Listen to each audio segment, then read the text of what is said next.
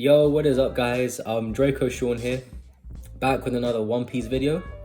So I'm gonna just say right now, I'm gonna apologize because I promised last video I was gonna do a top 30 strongest One Piece characters. I never did that in the end. So from now on, I'm not gonna make any more promises. I can get a video out because reality, I'm very unreliable. Mostly due to my schedule at uni and other stuff as well. So it's really screwed up everything. But hopefully from now on, I can get as many One Piece videos out as soon as possible. And also, I'm working to make my videos better, obviously. So that's that as well. But anyway, regardless, let's talk about this chapter because we're not here to talk about me. So let's get straight into the chapter. So chapter 1039, the main attraction. Now, my thoughts on the chapter, I think it's okay. I think visually, from a visual standpoint, and the action was solid because this is primarily an action chapter. So from an action standpoint, it looked good. The ending is very controversial, and I still have some problems.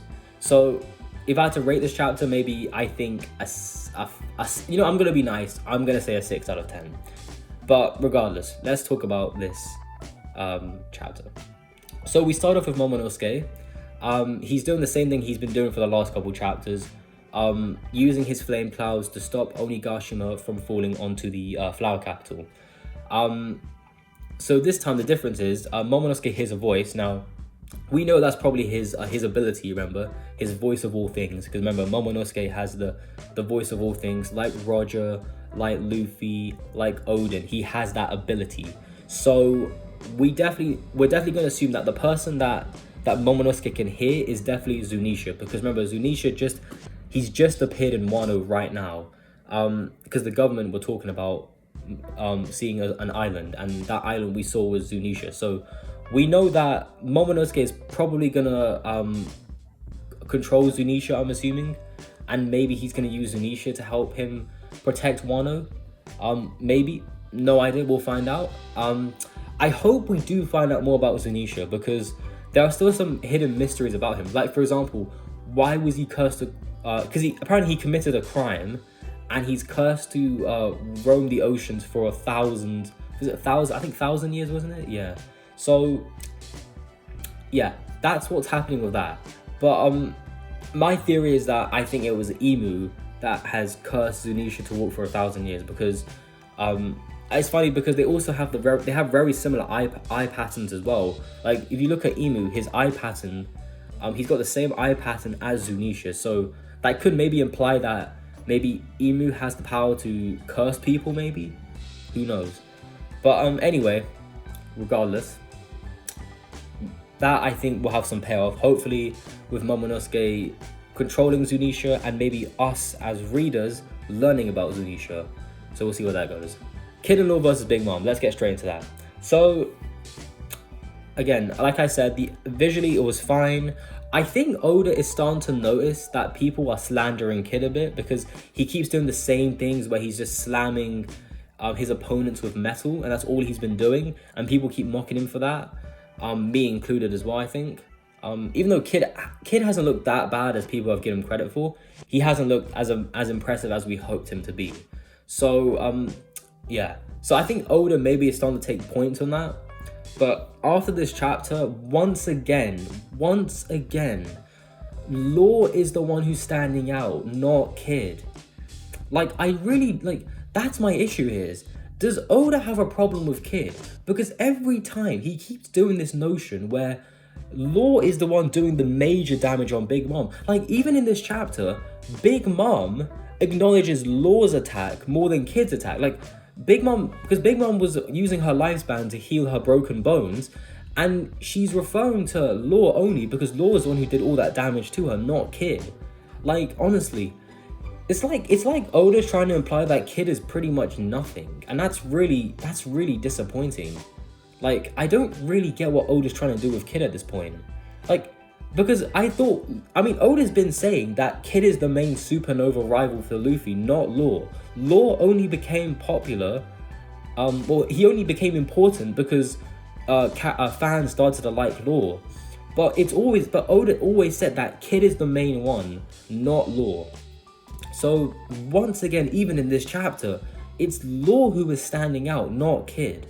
So, and Law does an insane attack this chapter. I mean, he uses his awakening again, which at this point I still don't understand, because Law has been literally he's been literally saying this for so many chapters.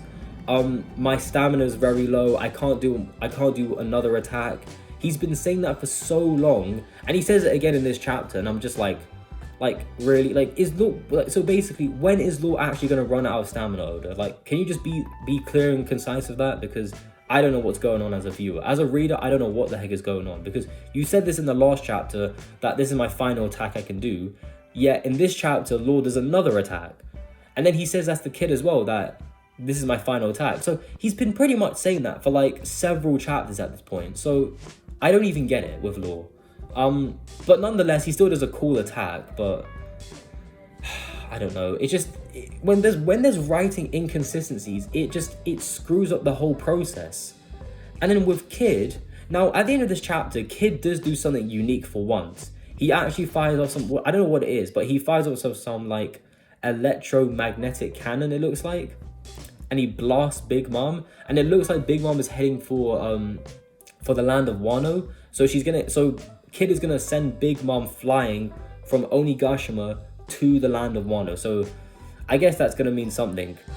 Now, regardless, now here's the real question: has Big Mom been beaten? Now, for me, I am not a fan of it. I'm just gonna say it straight up. I'm not gonna lie. I hate it. I don't like the notion of Kid and Law beating Big Mom like this. And it's weird because they've been fighting for a while, but the fight has been off screen most of the time, so we haven't really seen what's been happening. But the problem I have with this also is, like, this is an arc where there was so many expectations going into this arc, and we're in this arc right now. We're in the midst of this war arc, and we're approaching the climax, and this arc just feels so empty. And what I mean by that is, it just feels like Luffy's side is just constantly winning and winning and winning. And for me, I think that is ridiculous, because, like, again, this is a war arc against not just one emperor, 2 emperors, and a Yonko's crew. Like, to me, it, like, honestly, Luffy's side should be the underdogs. And, like, as a viewer, I'm not feeling any sort of tension or sense of dread or like anything. I'm just feeling nothing from this arc. Like, in Marineford War, I was feeling so much tension, and I was like, oh my god, like, what's gonna happen? I was so interested because Marineford War was interesting. This arc, according to Oda, has been put to the same caliber as Marineford War, but after reading it for so long, this arc doesn't even come close to Marineford War. It's not even in the same atmosphere as Marineford War. This arc, honestly, this arc is not even a top 10 arc. And I'm just gonna say it straight up right now. If you like this arc, that's fine. I'm not gonna bash you for it. Enjoy it. But this arc has so many issues. Like, Kid's character as well. Like, Kid has been honestly screwed up by Oda this entire arc. And Kid is not the only character as well. There is plenty of other characters. And Big Mom also, especially if she gets beaten in this arc, like, that is terrible. Because Big Mom has to go to Elbaf. It just makes sense. Like, based on her backstory, based on certain events with her, we definitely know that her finale has to be in Elbaf. Like, it can't be this arc. Like, this is where Kaido will probably get defeated, but not Big Mom. So I don't know what Oda's trying to do with Big Mom at this point, or even Kid as well, because it's like all these characters are just constantly getting screwed over by Oda. Like, Big Mom to me is a Yonko, and the way she's been treated in this arc has not been done well. I think it's been clearly obvious. Like, why do you think she's such a controversial character? Because there's so many things, like with the Olin plotline, or when she's getting attacked by Robin and Jinbei, or Frankie's running over with a motorcycle, or she's chasing Usopp and Chopper.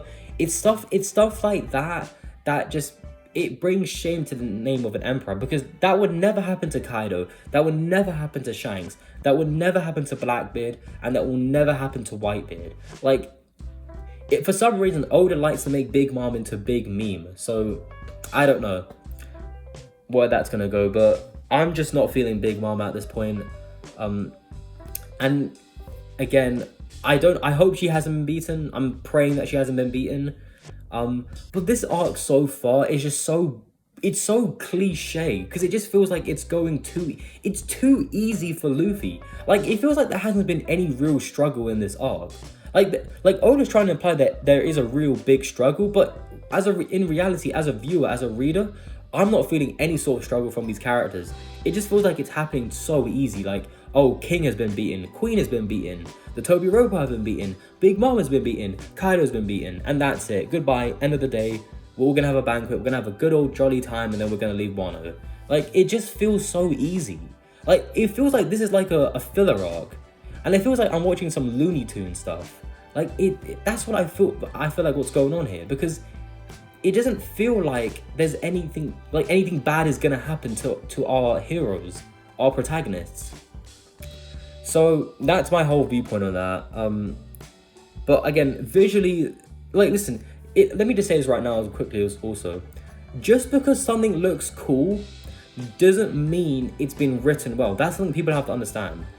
It may look like Zoro beating King looked cool, but was it written well? I don't think so.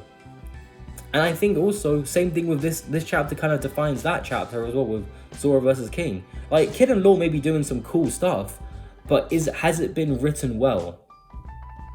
Again, that's the real question. Like, for example, Luffy versus Katakuri was a good fight, because even visually it was good, but not only that, it was written well. Like, that's what I'm talking about. This arc and all the fights, I think, have been terrible. So there you have it, guys. I know it's not what people want to hear, but I'm speaking my honest truth here. If you like this chapter and you like this arc, give me a reason why as well, because I'm very curious. So anyway, yeah, it's been Draco Sean. Like, comment, subscribe. Peace out. Have a good day.